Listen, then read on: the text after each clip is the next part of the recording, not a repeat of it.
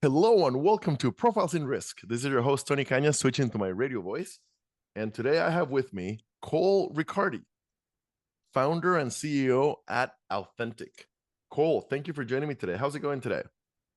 It's going great. Thanks so much for having me, Tony. My Excited pleasure. to meet you and share the story. My pleasure. So, according to LinkedIn, you are based in New York City. And Right. normally I break the ice over the weather, but I was in New York last week for InsurTech Insights New York. Uh, and the weather was beautiful, but so very, very humid. So I'm assuming Yes. that is still the case. It's great this week. We haven't entered the July and August months where you get sort of the heat mixing with the garbage in the city that produces a really great smell. But Lovely. so yeah, July and August we've not entered the unbearable months. It's All actually right. quite Did, nice. did you get the chance to go to InsurTech Insights last week? I did. I did. It was a fantastic conference. Awesome. It's Awesome. Awesome. been awesome to see it grow. Awesome. I don't remember if we met, but I was the guy running around with a top hat and a red jacket. So anyway, and doing magic for people. Uh, anyway, we always give the guest a chance to give the elevator pitch. What is authentic insurance? Yes. So Authentic is an insurance infrastructure company. We allow any platform that touches small businesses to start their own captive program. And so somebody like MindBody, which is one of our customers today, they sell software and payment services to 40,000 gyms. We give them the end-to-end solution to start MindBody Insurance. And it's not just an embedded insurance button that issues other carrier paper. It actually is on the back end of Authentic. It's a MindBody program. And so we can talk about our value chain in more detail, but when we start MindBody Insurance, we actually give MindBody underwriting profit in the form of their MindBody Insurance results. So, that's what's unique about us. We partner with software companies like MindBody, large franchisors, associations. We're sort of where a typical association captive model would look very similar to what we're doing, but we're a little bit more plug and play, I would say, versus an association going through all the steps to form their own captive model. But that's what really fascinated me in sort of creating Authentic was I saw an association captive, actually a family member of mine formed one of these group captives. And I was just blown away that small businesses could buy insurance from some type of affinity group or association as opposed to a traditional carrier. And so I really got into the weeds of like, why don't more people do that? And I realized it was really, really hard, right? You need to domicile a captive or a cell, insure it. You need to find an actuary or figure out pricing. And then lastly, how do you capitalize the program? That's usually where the ball stops. A captive in a lot of instances sounds like a great idea, really cool, but who's going to put up the $1 million into a trust account, right? And so Authentic actually packages all of that together for our partners. So we come with reinsurance, we come with a captive, we come with a plug and play digital MGA that does all the pricing. We bring a TPA to the table, and we also bring capital to the table to actually start the captive program. So that was a very long overview. Maybe I'll quickly Uh, pause there. yes, thank you, thank you for pausing. All right, all right, all right. So I took copious notes. Okay, okay. Where to So start? embedded. seems to be Yes. all the rage. And I've interviewed several people on the podcast about embedded, and it's taking me a while to get my head around embedded. But let's see if I'm there. And yeah, your play is a little bit different, but basically, best definition I have come up with on embedded insurance is basically insurance that you can buy at the end of something else, right? Mm. So I am signing up my little firm for a payroll provider, and at the end of buying the payroll, they offer me insurance. Right now, what happens when they offer me insurance? It can be different things, right? Most likely, it's literally just a comparative rater, uh, Yep. and they're writing on somebody else's paper. Okay. Okay. So hoping I'm not too off on what No, yeah, I embedded think is. a lot of people view us because we do work with software companies, right? Okay. So Mm-hmm. a lot of people view us as an embedded insurance company. Mm-hmm. Um, I agree, embedded. Oh, do you not call yourself embedded? No, I Oh, don't interesting. actually. Yeah, My brain automatically filled in the word embedded. Okay, yeah, no, that's right. You call yourself an insurance infrastructure company. yeah, because Okay. I think when we work with associations or we can start these programs or Mm-hmm. these captives in a way that isn't an embedded button in a software platform, right? Yes, yes. I really like that piece. Okay. So Yeah. okay, so insurance infrastructure. In Yeah. fact, I'm surprised that you didn't say insurance infrastructure as a service, because that's the other thing that everybody loves to say is Yeah. as a service, right? Okay. Yeah. So insurance infrastructure. Okay. The platform no, allows any platform that touches small business. And by the way, thank you for not saying SME. So I can't tell you how many guests I've had who say SME, and really, like, small business is a better way to describe it, because not everybody knows what SME means. To start their own captive programs. Okay, so that's where things really get interesting. Okay, so Yes. so in insurance, we misuse. No, no, we don't misuse. We have two different, radically different definitions for the word captive. So on one hand, you have like State Farm agents who are captive agents, Yeah. and on Yeah. the other hand, you have captive programs, right? Yes. Okay, so a super quick definition. So basically, and again, I've never worked in the captive space, but my understanding of captives basically is we decided to insure it ourselves. Um, that's one way to think about Okay. it. Um, Another way to think about it is an insurance company or program Mm-hmm. owned by the members or affiliate or an Okay. affiliate. So Um, how would that make it different from a mutual?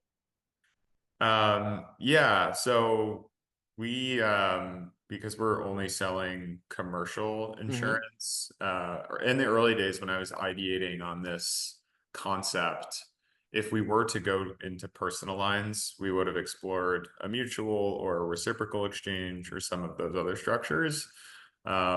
Because we went the commercial route, the captive was sort of the legal structure of Okay, choice. perfect. Perfect.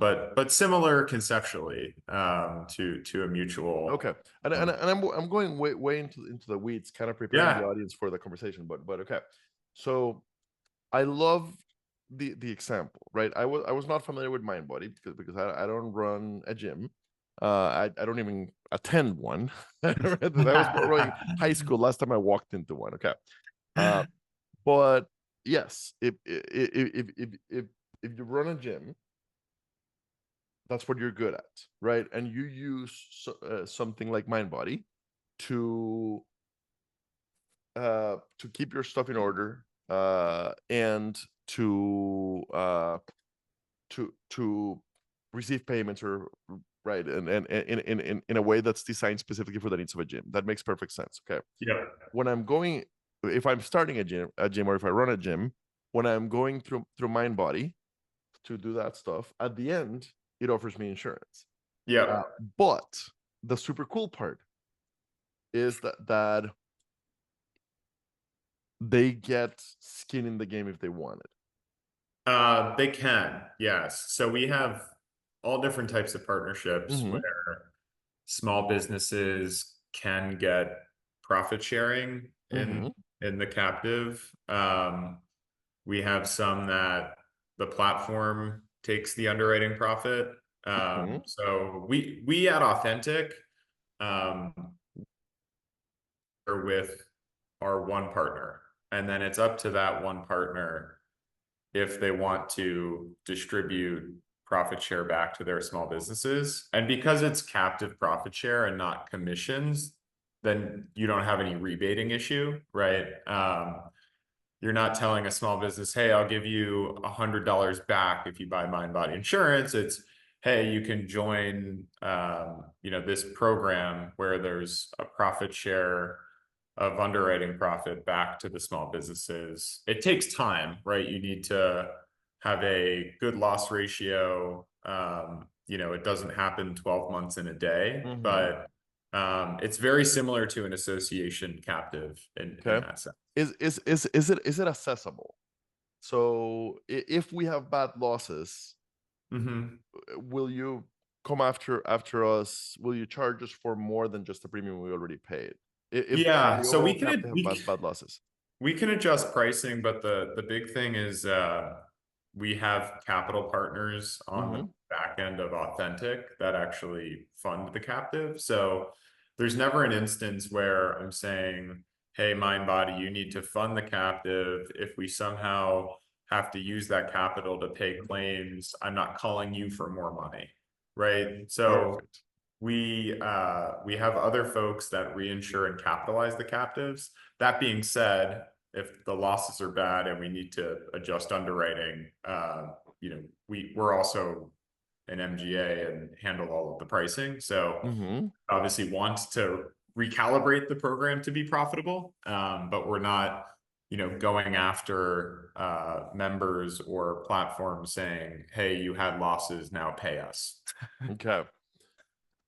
All right. Is it distributed through the agency space at all? How do the Yeah, we work with agents. okay. Mm-hmm. So a really good example is if an agent works with a franchise. Uh, Mm-hmm. so if you are an agent that works with um, Jimmy John's, right? Um, Today, maybe you have a dedicated program for Jimmy Mm-hmm. John's, or maybe you just place them all with the Hartford or a couple of carriers. But if the loss ratios are great for Jimmy John's, depending on how people are driving that year, I guess, you could actually come to Authentic and say, "Hey, I want to start a Jimmy John's program or a Jimmy John's captive." Right. And we could give the broker commission. We have commission that is paid out of our program. So the broker would still make commission on purchase and renewal. All of the Jimmy Johns they would place in an Authentic program. And then if the loss ratio is less than a certain number, the underwriting profit would go back to Jimmy John's, the franchisor. Right. So brokers can leverage our tool Mm-hmm. as a captive solution. Whereas if that broker didn't have Authentic, but his client wanted to start a captive, then he would have to find reinsurance, domicile a captive, find capital, figure out who's doing the pricing and actuarial work, set up the TPA, right? So, like all of those moving pieces that he would have to do to create a captive solution for his franchise client, he can now just use Authentic instead. And so we do actually work with a number of brokers in that capacity. Perfect. Perfect. Perfect. All right. All right. All right. Yeah. Okay. So from the platform perspective and from the client perspective, I can totally see how is super cool. Uh, for brokers, I can see. Okay. So what is there? Because I Are think, I mean, my general philosophy is Mhm.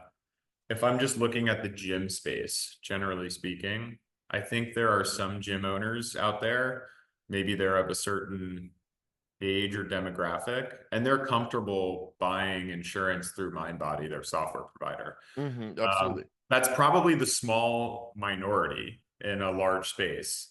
And I think a lot of gyms will be comfortable buying through the franchise they're associated with, right? And so Absolutely. maybe that franchise has a captive program that's facilitated by a broker that's powered by Authentic, right? So we want to actually be able to come at it from a number of different ways. Hmm. And I think it'd be naive of me to say every gym owner it will be comfortable purchasing insurance through MindBody, right? That's just not the case. So how can we attack these end markets that we really like and believe that we can price really well through brokers, through software platforms, directly through franchises? So we've got a number of different channels that we work with. Okay. So what about the primary carriers? So you talked about your own paper. Yeah, Is it yeah. all on your own paper, or do you use any primary carriers? We work with a fronting carrier. Okay. And so we're able to issue A minus, AM best paper, which is important for Fantastic. these small businesses. Hmm. And then our captive actually sits behind the fronting carrier. So that allows us to issue rated paper. We use a fronting carrier while we're still able to do kind of this profit sharing mechanism out of an entity that we own. Perfect. Perfect. Perfect. All right. What about the reinsurance? How does the reinsurance work? Yeah. So we have reinsurance both behind the captive in the form of a stop loss. We have excessive loss reinsurance as well. And so we have kind of multiple reinsurance products. And then we also fully collateralize the captive with those balance sheet partners that I referenced before. So that's kind of the outline of our value chain, right? We work with fronting carriers so we can issue A-rated paper, and then to protect in a downside scenario, we have reinsurance, and then we also have balance sheet partners. All right. All right. All right. All right. So according to LinkedIn, you've been running this company for a year and a half. And prior to that, you came from the finance side. That's Uh, right. That's right. so so how did you realize that this was an unserved need, and come to a conclusion that you'd be the right group to go after it? Yeah. Great question. I think so I spent 6 years at a firm called Aquiline, which was an amazing place to learn about financial services. We invested in a number of insurance companies. Our CEO at the time was Jeff Greenberg, who's a legend in the insurance space. So I was very fortunate to spend time there. And the idea came from, I guess one part of the story is we had a number of big software companies at Aquiline, right? And we were trying to figure out how to embed or cross-sell insurance in a unique way. So back to your kind of question on embedded before. And at the same time is when a family member stood up an association captive. And so while I was trying to figure out in my day job how to tackle embedded insurance or selling insurance through platforms, I saw firsthand an association captive get formed. And it was just so fascinating to me that a group of small businesses could buy insurance through an association as opposed to a traditional carrier, right? And then I sort of connected the dots. Why does that have to be an association? Can that be a vertical software company? Can that be a franchise? Can that be a local program that's facilitated by a broker, right? So it's really that like association captive model that we're trying to copy and paste or apply to a lot of these other distribution platforms. So that's when I had the idea. Um, and you know, there's sort of two storylines that converge there for the light bulb to go off. And then I was very fortunate to find a really awesome team early on. My COO and co-founder is an actuary and has been in the commercial insurance space for 20 years. So he has more of the insurance operator background. I also hired an amazing engineer, our head of engineering from Amazon. He's fantastic, climbed the insurance learning curve so fast. And also our head of product is from Next Insurance. And so he is very technically savvy, but also comes from an insurance background for a number of years. So the four of us got together shortly after I left Aqualine and started putting the authentic, making the vision a reality. Fantastic. Fantastic. And looking at the authentic website, authenticinsurance.com. Okay, insurance for businesses on your platform. Okay. We create and manage the captive for you, helping you retain your customers, generate insurance commissions, increase profits, all with one line of code. So one of my usual questions is, what is the integration like? Okay, Yeah, it's actually, so we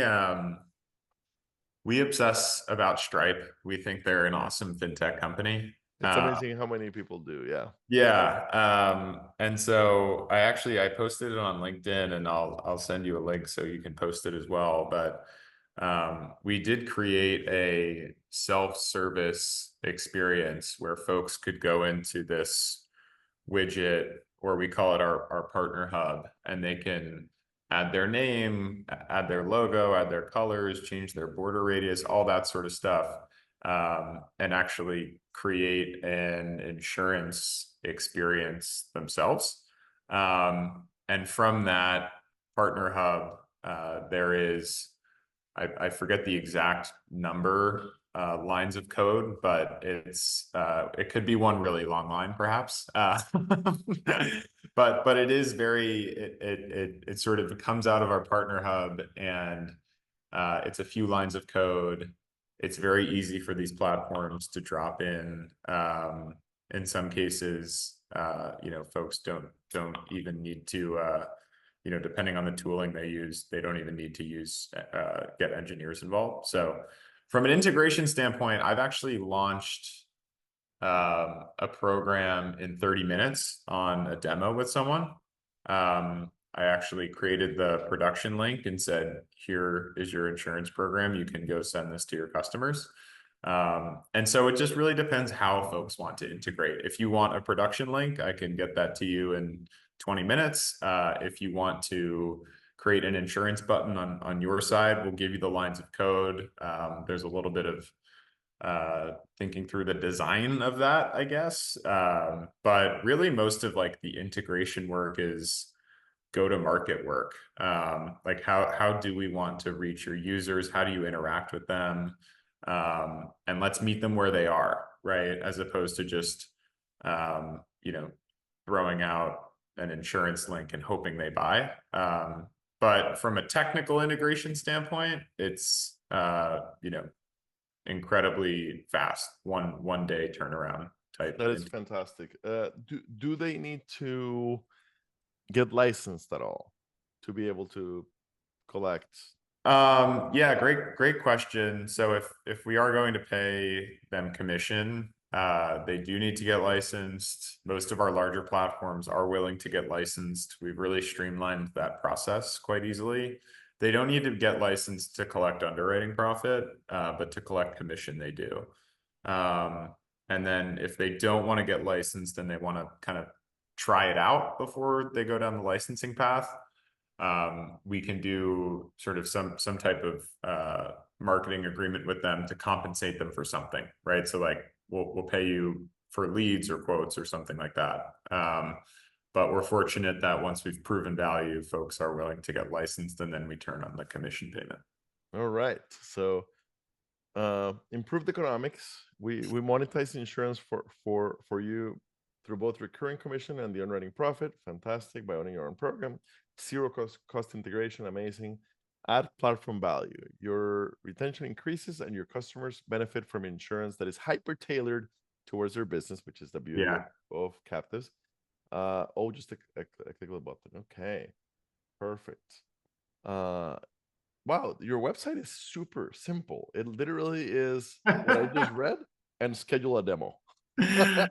Yeah, it's something we're spending time. I err on the side of simplicity with those types of things as to not say, we serve a lot of different people, right? And so I think the messaging to an insurance audience today, like we're talking to today, is very different than Hmm. I'm talking to a PM at a big software company. And obviously, everyone needs to get there in terms of understanding what we do at a deep level, but the language is different. What parts of the value chain folks need to understand or learn more about is very different. So it's hard to create that and like a website that fits for everybody. So we keep the messaging very high level and simple on the website, and then depending on who comes into the demo inbox, we've got a couple of different ways of getting people there quickly. Makes sense. Makes sense. All right. All right. All right. Okay. So normally I am a little bit out of order because we already talked about the origin story, but normally I ask about pricing. So Yeah, in this case, what does a revenue model look like? yeah. So the revenue model, we take a commission or a fee, and it varies by size of client. So we take some type of commission, and then everyone in our value chain needs to get paid, right? We have fronting carriers, reinsurers, TPAs, all that good stuff. And then net of that, depending on the loss ratio, we give 80% of the underwriting profit. So after all those folks get paid and after all the losses are paid, whatever's left over, 80% goes back to our platform and 20% goes to Authentic. So we have an upfront fee and then 20% underwriting profit. If our partner's licensed, they have an upfront fee and they get 80% of profit share. Um, and so that's the pricing model, which we feel like aligns everybody very That's closely. important. Yeah. Very, very, very That's the important. cool thing too, because these platforms, because they want the underwriting profit, they're more inclined to push or exclude the bad risk or push the good risk into their program, right? For example, the MindBody example, if they have a knife throwing facility that uses MindBody, they don't want them in the MindBody program because it's high risk and might, deter the loss rate or ruin the loss ratio. So it's not an awkward conversation with these partners. Whereas if we were just giving them a commission split, then they would want to sell MindBody insurance to everyone they could, right? Absolutely. Yep. And that would sort of harm everyone else in the value chain. And so Hmm. this piece of giving underwriting profit back to the platform, it really just aligns everybody. Yep. For the listeners, I'm a quick parenthesis. For the listeners, um, carriers and agents have different incentives. Yeah. Uh, and David Wright, who's an actuary, is the one that explained this to us in a way that finally hit for me. And it's actually on an old episode of this show. So if anybody wants to listen to the original episode, go to the Proposing Risk website and go way back to the first year and find David Wright's episode. That's WRIGHT. But I'll summarize it with agent's job is to avoid false negatives. Basically, they want to write the business somewhere Mm-hmm. to get paid commission. Otherwise, they're working for free. Carriers' job is to avoid false positives. Basically, they want to avoid writing the business that's going to have bad losses. So yes, I love that you are deeply thinking about making sure you're incentivizing the correct behaviors Mm-hmm. for what you want. So absolutely, that makes perfect sense to me. Um, I normally ask what uh what what features are coming in the future of the platform. So in this case, I'll make it a little more broad. Yeah. What are you looking forward to that the company will do, second half of 2024? Yeah, awesome question. I'm really excited because we have some partners doing it now, but any platform data that a mind body has or a franchise or association, we can ingest all of the relevant underwriting data, and that allows us to actually um, collect that first party data for not only underwriting purposes, but also marketing purposes, right? Because it's a much greater call to action if you're able to announce a product and give someone a quote estimate, right? Instead of saying, Absolutely.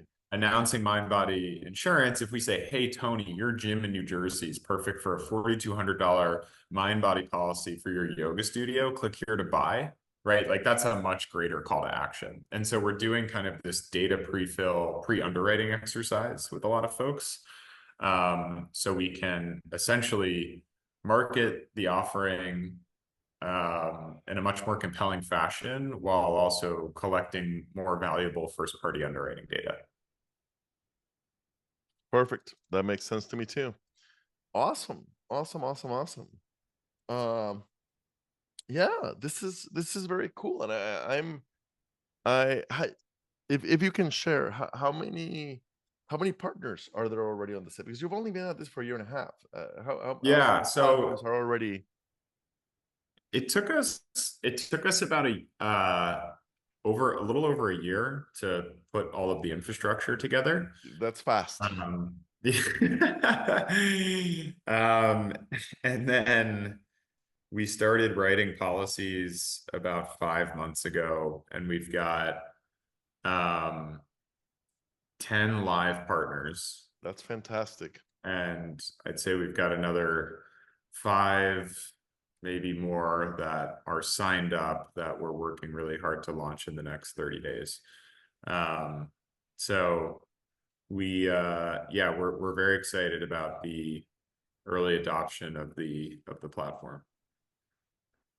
Fantastic. Yeah, this has been super cool. Cole, thank you so much for your time today. I look forward to see you guys continue to grow. Look forward to have you back in a year or two Yeah, to see I how look things have pivoted and what the effects that this is having in the industry are. Super, super, super, super, super interesting stuff. So yeah, thank you for your time today. Thank you, Tony. I really appreciate it. Awesome. When this goes live, I will tag both you and the company Okay. on LinkedIn, and like I said, look forward to continue the conversation later. Fantastic. Thank you very much. I appreciate it.